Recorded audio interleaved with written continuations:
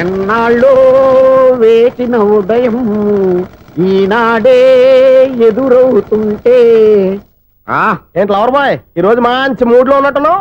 Really dear Sunil, 25 years 25 ఏళ్ల నాటి శాపం ఈనాడు తీరబోతోంది. అయ్యి బాబోయ్, ఇన్నాళ్ళు నెగిటివ్ గా ఉన్న స్టోరీ ఈ రోజు పాజిటివ్ గా మారిపోతుంది అనమాట. అదేదో మా కళ్ళ కట్టినట్టు చెప్పా. 25 years 25 ఏళ్ల క్రితం నేను అరవింద స్వామిలాగా చాలా అందంగా ఉండేవాడిని. ఆ విషయాలు ఆకాశంలో చూస్తా చెప్పాలా? ఫ్లాష్ బ్యాక్ లో అలాగే చెప్పాలి. ఓహో, కంటిన్యూ చేయి. ఆ రోజుల్లో నేను లండన్ లో చదువుకునేవాడిని. ఏంటి లండన్ లోనే? అప్పుడు నా చుట్టూ లేడీ ఫ్యాన్స్ ఉండేవాళ్ళు. నీకే? ఎస్, సరిగ్గా అదే రోజుల్లో రిలేటివ్స్ మ్యారేజ్ గా ఇండియాకి వచ్చాను. ఆ పెళ్లిలో మొట్టమొదటిసారిగా ఐశ్వర్యరాయని చూశాను. నా గుండె గుడి గంటల కంటే వేగంగా కొట్టుకుంది. అప్పుడే నాలో మొదలైంది. ఏటి సొగరా? కాదు, ప్రేమ. ఓహో, అంటే నీ ప్రేమ కదా సిల్వర్ జూబ్లీ ఆడేసింది అనమాట. ఎగ్జాక్ట్లీ.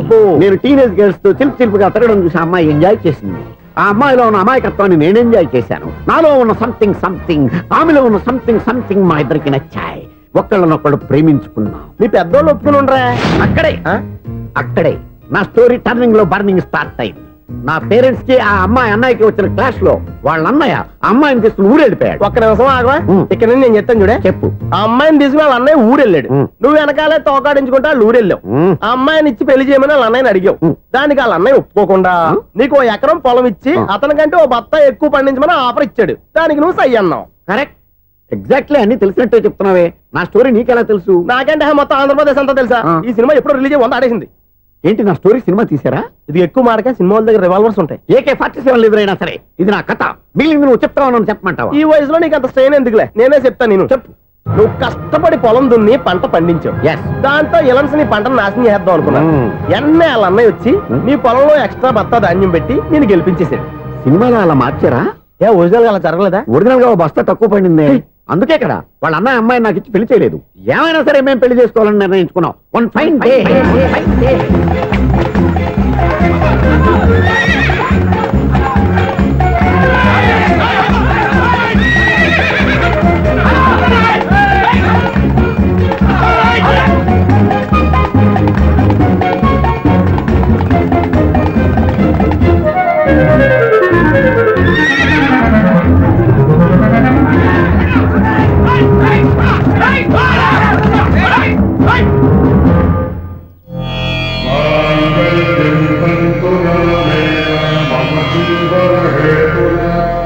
నమస్కారం పంతులు గారు. నమస్కారం అండి.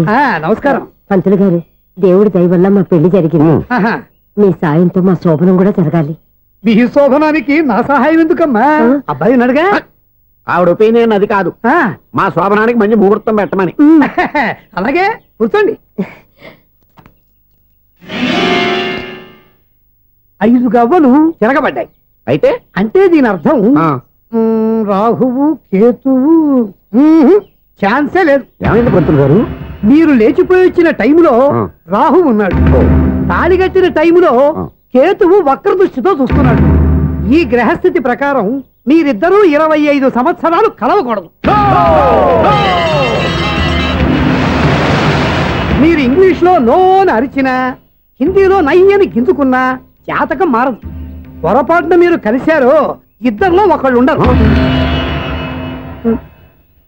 పోనీ నేను శారీరకంగా కలవకపోయినా దగ్గరగా ఒకరినొకరు చూసుకుంటూ బతకొచ్చు కదా?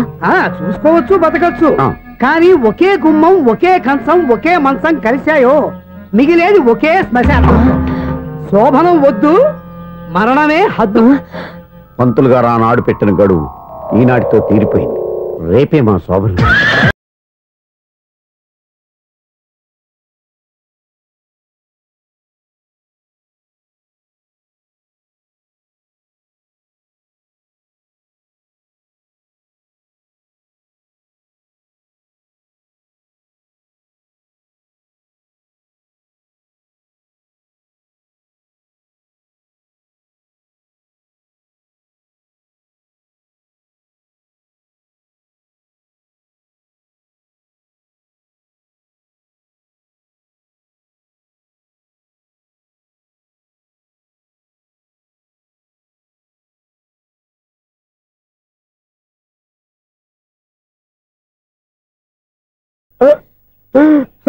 ఈ మాత్రం దానికి 25 ఏళ్ళు ఏడ్ చేయాలా?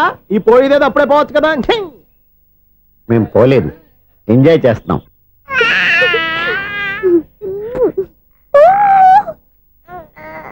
రే ఉంగా ఉంగా కాదురా, అమ్మా అమ్మా అని పిలు. ఏం పిల్లాడివిరా నువ్వు, అదే ఆడపిల్ల.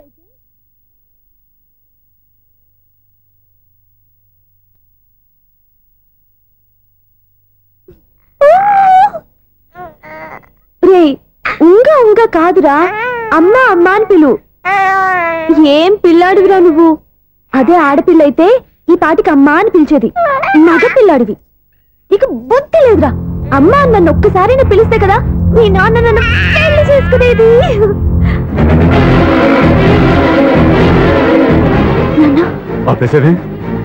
నేర్పు, అమ్మ అనడం నేర్పు. కాదు నాన్న, బాబు. ఎవడే బాబు? తప్పంతా నీలో ఉంది, నీ మనసులో ఉంది. మీ అక్క పొరపాటు చేస్తే తప్పంతా దాందే అనుకున్నాను. అదే పొరపాటు నువ్వు చేసావంటే ఈ తప్పు మీది కాదు, నాది. లేదు నాన్న, నేను ఏ పొరపాటు చేయలేదు. ఒక పక్కన నీ పెళ్లి ఏర్పాటు జరుగుతుంటే ఇక్కడ విడిచేత అమ్మ అనిపించుకోవాలని చూస్తావా? ఇంతకన్నా తప్పు, ఇంతకన్నా పొరపాటు ఇంకేమన్నా?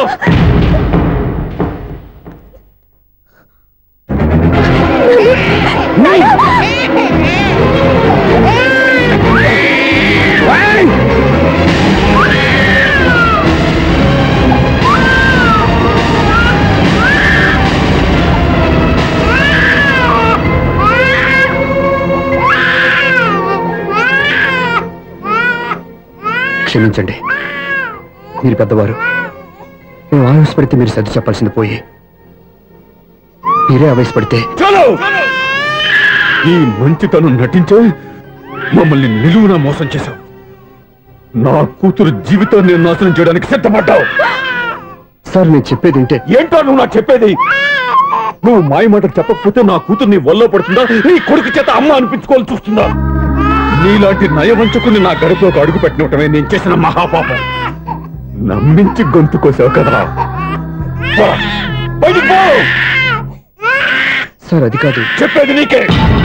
మర్యాదగా బయటికి వెళతావా, మెడ పెట్టుకుని నెట్టమంటావా? హలో, బయటకి నెట్టే ముందు ఇతను ఎవరో తెలుసుకోండి. నువ్వే మాట్లాడదా? నన్ను ఆపకో. ఈ నేను అవమానించిన తర్వాత తలదించుకుని నుంచోవాల్సిన అవసరం నీకు లేదు. నేను చెప్పే తీరుతాను. నువ్వేంటో చెప్పేది? మీరు ఇప్పుడు ఇసిరేసారే, ఈ బిడ్డ ఎవరనుకున్నారు? మీ మనవడు, మీ పెద్ద కూతురు 9 నెలల్లో మోసి కన్న బిడ్డ.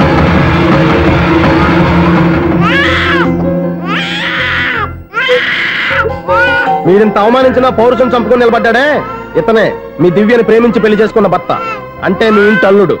అల్లుడు కాబట్టే మీ అమ్మాయికి ఉద్యోగం ఇప్పించాడు. ఇప్పుడు పెళ్లి కూడా చేయాలనుకుంటున్నాడు. లక్షలు ఖర్చు పెట్టి మీ కొడుకు ఇంజనీరింగ్ సీట్ సంపాదించి పెట్టాడు. భవిష్యత్తులో మీ కుటుంబానికి ఏ లోటు రాకూడదని ఫిక్స్డ్ డిపాజిట్లు కూడా చేశాడు. ఎవడో స్టూడెంట్ ఇవన్నీ ఎందుకు చేస్తాడండి? మీ అల్లుడు కాబట్టే చేశాడు. ఏంటమ్మా అలా చూస్తున్నారు? అల్లుడు ఉన్నాడు, మనవడు ఉన్నాడు, కూతురు ఎక్కడా అని చూస్తున్నారా? కన్నబిడ్డ బతికుండగానే పిండం పెట్టాడు కదమ్మా ఈ తండ్రి. ఈయన ప్రేమతో పెట్టిన 4 మెతుకులు తినటానికి తను ఎప్పుడు వెళ్ళిపోయిందమ్మా.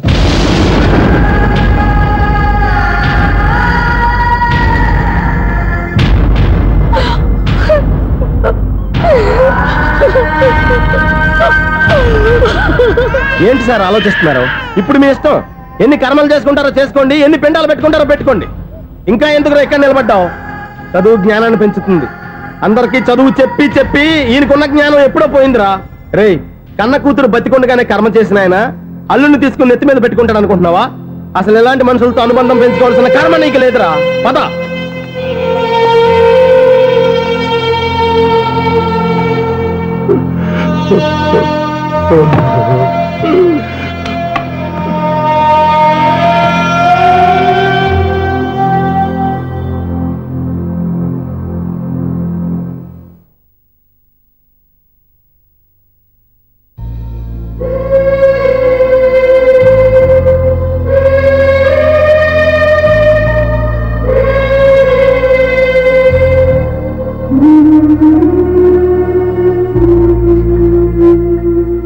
పంపిన మనీ ఆర్డర్లు తిప్పి పంపినా, లెటర్స్ చింపినా అక్క ఎక్కడో ఒక చోట హాయిగా బతుకుతోందన్న సంతోషం మీ కళ్ళల్లో కనిపించేది.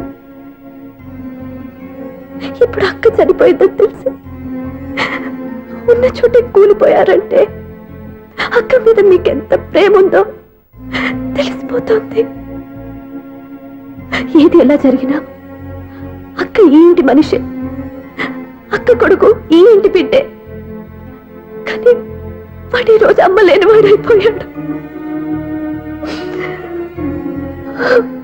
అక్క పోయిన తర్వాత బావ కూడా ఇంకో పెళ్లి చేసుకోకుండా తన బిడ్డ కోసమే బతుకుతున్నాడు.